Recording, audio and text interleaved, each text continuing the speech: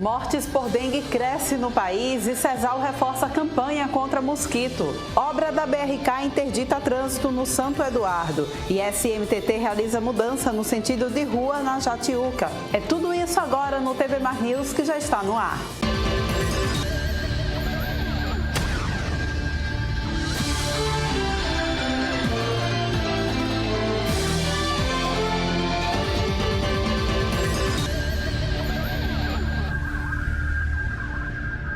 Muito bom dia, TV Mar News começando, trazendo aqui para o finalzinho da sua manhã as principais informações do dia. E a gente vai sempre aqui lembrando para vocês que nos assistem, né, que o nosso programa é um oferecimento do Plano de Saúde Apvida, plano de saúde completo para toda a família, com cobertura odontológica e que cada vez mais investe na sua rede de atendimento para melhor também te atender. Se você ainda não tem plano de saúde, faz Apvida. Afinal de contas, Apvida é saúde para valer, gente. Você pode aqui acompanhar o nosso programa através das redes sociais. Segue a gente no Instagram, no Facebook e acompanha também o nosso canal do YouTube, tá bem? Olha só, a gente começa aqui o programa hoje falando sobre uma mudança no trânsito que está acontecendo desde sábado aqui na Jatiuca, né? A gente traz aí para vocês essas informações. Se de repente você costuma transitar por aqui, fica ligadinho então nas informações de Fernando Palmeira. Uma das principais vias de Maceió e que tem um verdadeiro corredor de gastronomia, desde a alimentação asiática, a comida mineira, a comida regional, a comida gaúcha, é exatamente essa via principal aqui do Estela Maris, que é a rua Paulo Brandão Nogueira. Ela faz aqui também uma confluência com a rua José Afonso de Melo. Mudanças no trânsito nessa região. O que era proibido fazer esse contorno aqui, entrar aqui, bem próximo ao Harmony Center, agora é possível. E também mudanças em ruas do entorno dessa área aqui, exatamente para facilitar o fluxo de veículos. Também houve a organização de estacionamento de veículos, o que acontecia nessa área do lado do estacionamento do Harmony, praticamente já não é mais possível. Aqui, como a via é muito procurada pela gastronomia, pelos turistas, pelos que residem na região e em toda a capital, é exatamente essa via aqui. Portanto, como dá para a gente ver nas imagens do Flávio Santos, nós temos aí, além de food trucks, temos lanchonetes, bares, esses restaurantes pequenos também que ficam por aqui próximo a esse estacionamento. Então, graças a essa necessidade de uma readaptação para facilitar o trânsito, escoar melhor e evitar estacionamento em lugares indevidos, a Superintendência Municipal de Transporte e Trânsito fez uma série de adaptações aqui, que no primeiro momento teve a participação efetiva dos agentes de trânsito da SMTT para orientar mais a sinalização mais moderna que está colocada exatamente para que não haja, como não está havendo, nenhum problema para os que residem, como também para os que nos visitam, para os que transitam por aqui, não encontram nenhuma dificuldade, tanto de chegar aqui até essa região gastronômica e atrativa de Maceió, como também aqueles que vêm ser atendidos. Também a área educacional, tem aqui colégios de muita movimentação, e também o Harmony Center, além de outros edifícios que têm escritórios das mais diversas atividades profissionais. Portanto, chamar a sua atenção, se vai transitar aqui pelo Estela Maris, por essas vias por aqui, fique apenas atento às placas que foram colocadas e é a melhor orientação, sem maiores problemas, para você transitar com tranquilidade e segurança e estacionar de forma correta. Aqui do Estela Maris, com as imagens do Flávio Santos, Fernando Palmeira para a TV Mar da organização Ardon de Melo, canal 525 NET. Claro. Olha, mudança no trânsito aqui na Jatiuca e tem também mudança de trânsito, né, por conta de interdição da obra da BRK no Santo Eduardo. Fernando Palmeira traz esses detalhes para a gente.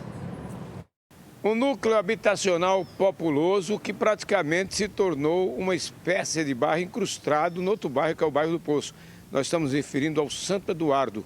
Nessa via principal, a Avenida Capitão Marinho Falcão, nós estamos vendo aqui uma obra que sempre recrudesce. O trabalho é feito na infraestrutura, tanto saneamento básico, envolvendo também a canalização de águas pluviais, e o escoamento de água sempre traz problemas. Não é a primeira vez que as obras são feitas por aqui.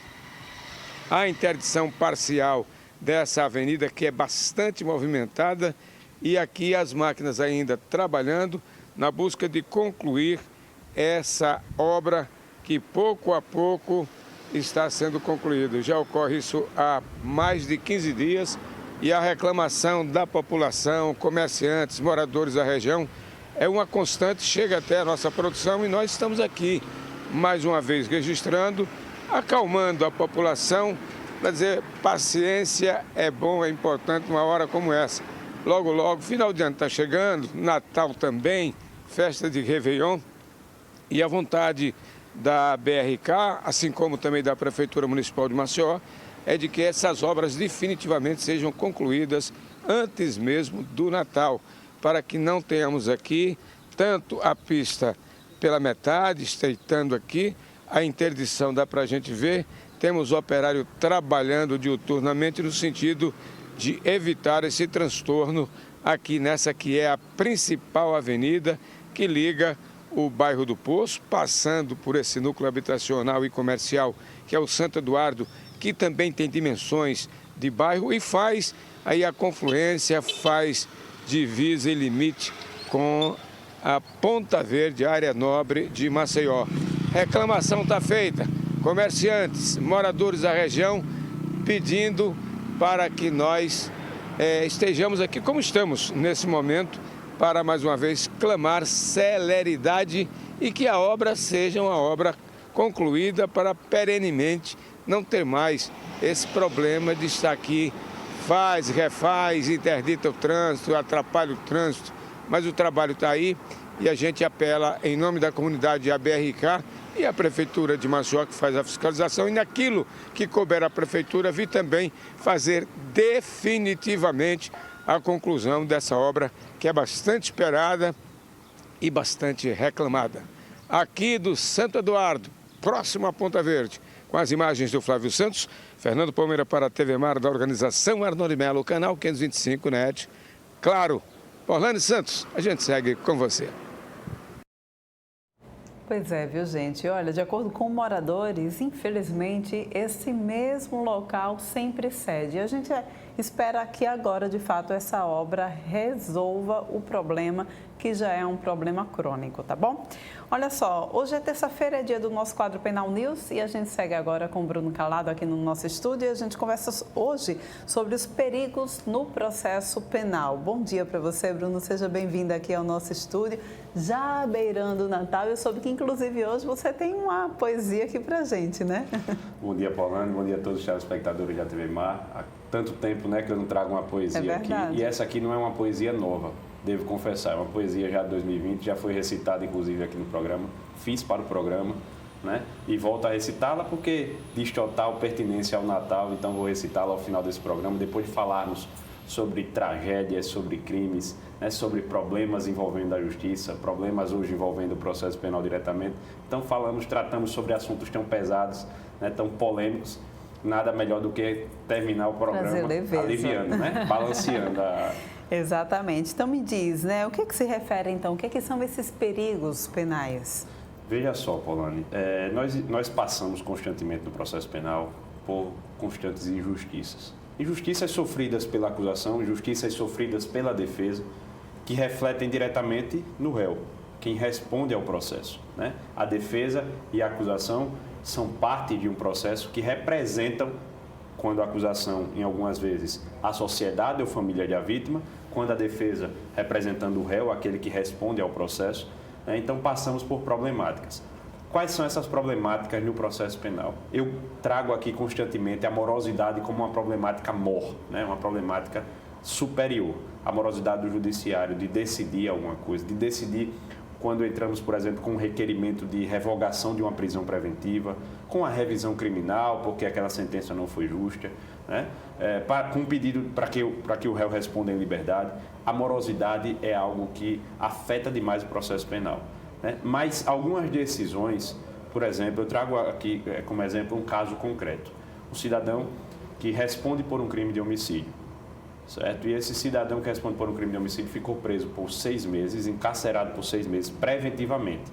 O processo penal ele tem prisões pré-processuais. Prisão em flagrante, quando o indivíduo é pego cometendo ou logo após cometer algum delito. E depois dessa prisão em flagrante pode ser convertida em uma prisão preventiva. E o indivíduo ele acaba respondendo a todo o processo preso, né? Aguardando o deslinde processual encarcerado. Na minha opinião, isso devia acontecer durante todo o processo se o indivíduo ou tiver fortes indícios de autoria, né, fortes indícios, tudo aponte para ele, ou se o indivíduo for, por exemplo, um réu confesso, ele ali estaria adiantando a sua pena, né, através de uma confissão.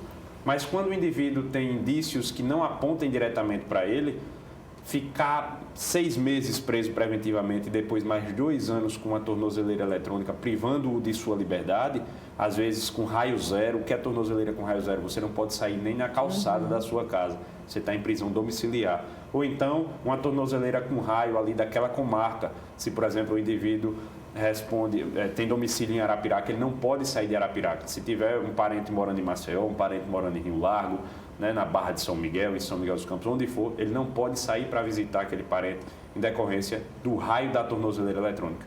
E aí temos o sistema prisional monitorando a todo tempo. E quando entramos, por exemplo, há decisões em que a tornozeleira eletrônica, a medida cautelar trazida pelo artigo 319 do Código do Processo Penal, que diz o quê? Medidas cautelares diversas de prisão. É como se o juiz dissesse, tudo bem, eu vou tirar você do cárcere, mas vou impor algumas medidas cautelares para que você cumpra durante o processo. A tornozeleira eletrônica é um caso. E aí tem 2 anos e 6 meses que esse indivíduo está privado da liberdade. 6 meses privado totalmente, porque estava encarcerado, e 2 anos privado porque não pode sair dali do entorno da comarca de Arapiraca, certo? Mas aí, Porlândia, o que é que atinge? Nós temos aqui princípios, né, da presunção de inocência, princípio do indúbio pro réu. E aí o indivíduo já vem cumprindo 2 anos e 6 meses de uma pena sem sequer saber se vai ser condenado, com indícios fortes de que não foi ele que cometeu aquele delito. Bruno, e isso mexe diretamente com a única coisa que a gente não consegue resgatar na nossa vida, que é o tempo perdido, né? Ou seja, já são aí 2 anos e meio da vida de uma pessoa que, caso ela realmente seja inocentada, e quem vai devolver a ela todo esse tempo perdido? Se ele tem, digamos, um filho fora, são 2 anos e meio perdidos, sem poder acompanhar o crescimento dessa criança, sem poder investir na sua educação, enfim, é realmente uma tragédia fora do que já acontece, né? Com certeza. Esse indivíduo, desse caso concreto, inclusive, é um rapaz, né? Ele foi preso quando tinha 19 anos, hoje tem 21 anos. Acho que tem um avô que mora na Bahia, num estado debilitado de saúde, não mais visitou o avô. Há muito tempo ele era muito ligado a esse avô, não pode sair da comarca de Arapiraca, né, em decorrência dessa tornozeleira eletrônica. Então, há privações. E, como você disse, o nosso bem maior é a vida e o segundo bem maior é a liberdade. E não há dinheiro no mundo pago pelo Estado, né, em detrimento de uma condenação injusta, que lhe devolva essa liberdade, esse tempo perdido. O tempo é algo muito precioso e dinheiro nenhum é capaz de comprá-lo. Não é verdade? Eu escuto às vezes muitas pessoas e brinco com amigos, familiares, rapaz, por 10 milhões de reais eu ficaria preso por 2 anos, por 3 anos, e aí alguns rapazes ficam tentados, outros dizem de jeito nenhum, não há dinheiro no mundo que compre, e outros falam sem saber como é dentro de um sistema prisional, sem saber a gravidade dentro de um sistema prisional. Na verdade, você passa um dia lá, às vezes eu vou visitar um cliente, alguma coisa, eu já saio de lá com as energias sugadas, né? É um ambiente totalmente pesado. Imagine uma pessoa inocente estar ali, presa durante 6 meses, por exemplo. É algo muito chocante. Pois é, já tive a oportunidade de fazer algumas matérias lá no sistema prisional e tive essa mesma sensação que você tem. Sair de lá realmente com as energias de fato sugadas, viu? É verdade. Bruno, e quais são então as consequências da prática disso tudo, né? Dessa questão, desses perigos do processo penal? Veja, Paulane, as consequências são irreversíveis. Como você tocou no assunto, o tempo perdido, né? O tempo que se deixa de viver numa liberdade, o tempo que se deixa de viver com a justiça. Muitas pessoas, inclusive, respondem ao processo em liberdade, está em casa, está podendo viajar, está podendo circular, transitar pelo Estado, pelo país, mas não dorme o sono dos justos ainda, né? Porque não recebeu a sua sentença absolutória, está ali respondendo por um processo, né, que às vezes agiu até em legítima defesa, mas responde por um processo de homicídio, está sendo acusado, sendo submetido à audiência de instrução, a interrogatórios, né, por parte da polícia, por parte do é o julgamento juiz. Da própria sociedade, Exatamente, ser julgado pela própria a maculação, sociedade. né, da sociedade, da mídia, muitas vezes, que condena preventivamente o cidadão, a gente sabe disso, ou então absolve preventivamente o cidadão, né? Então ele acaba não tendo a tranquilidade de viver, né, de forma consciente, de forma tranquila. Então isso afeta demais. As consequências são das piores e são irreversíveis. A perda de tempo, né, a sensação de injustiça, muitas vezes a morosidade da justiça lhe faz ficar aflito, angustiado durante todo aquele tempo. E isso não afeta tão somente o réu, afeta todos que o circundam, a família, né? Eu digo, muitas vezes, quando o réu é de fato culpado, eu digo, a cabeça que não pensa, o corpo padece. A cabeça que não pensou é o réu e o corpo que padece é a família. Não é verdade? Então, acaba que atinge todo mundo. O avô, a avó, o pai, a mãe, o tio, a tia, todo mundo que vive ali em comunhão acaba sendo atingido por essa morosidade, né, por essa injustiça provocada muitas vezes pelo processo penal. Pois é, e o que a gente poderia, a gente está aqui trazendo o problema, como a gente conseguiria resolver essa situação na justiça? Veja, Paulane, muitas vezes a insuficiência de serventuários, né?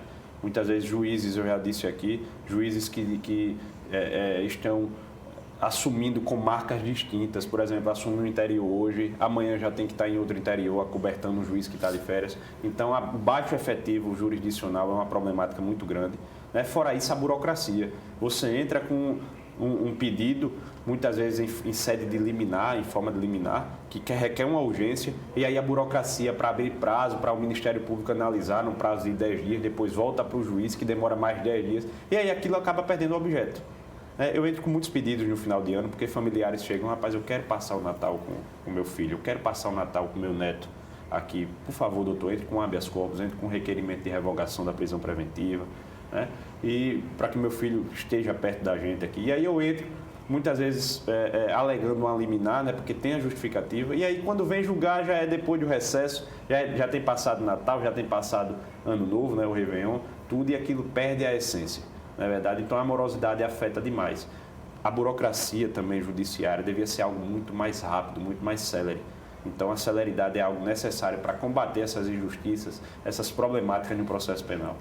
Bruno, vamos já aproveitar que você já falou, dando esses casos aí, né, de familiares que pedem para que você entre com a revogação da prisão preventiva, enfim.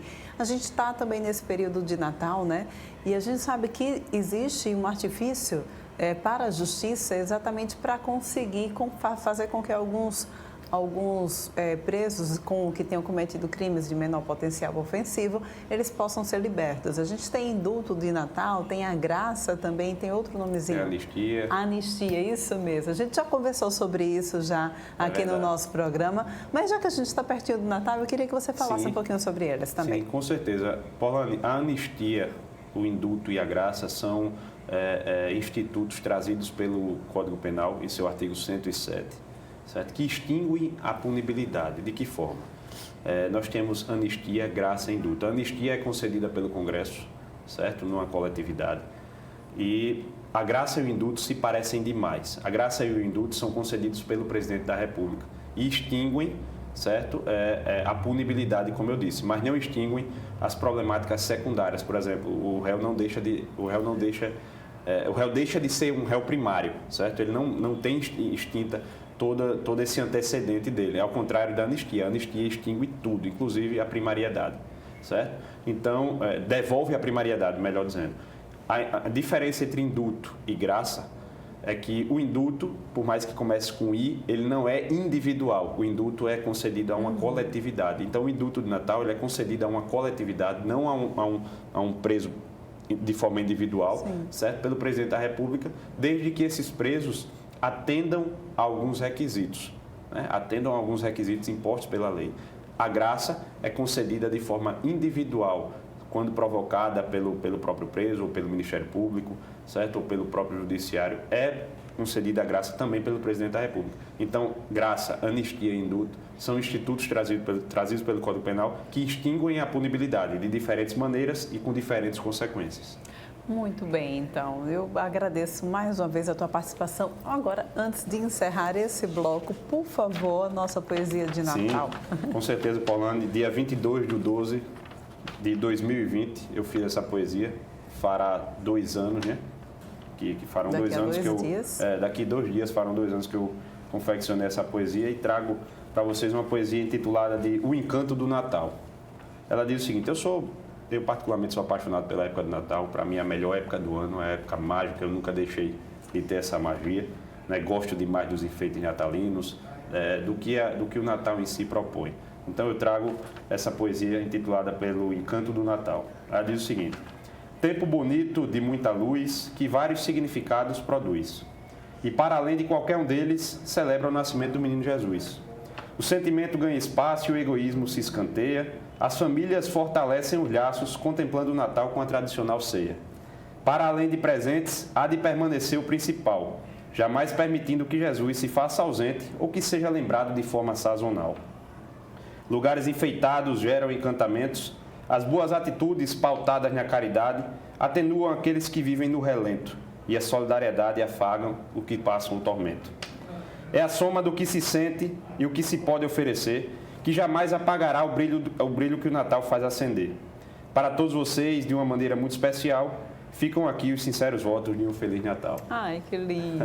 Feliz Natal para você. Obrigado, também, para toda a sua família, vocês, viu, Bruno? para todos os telespectadores, para todos vocês da TV Mar que abrilhantam o Natal dos telespectadores, né, com notícias, com informações importantíssimas. Então ficam aqui os registros. Muito obrigado. A gente que agradece. A gente vai agora para um rápido intervalo, volta daqui a pouquinho com mais informações.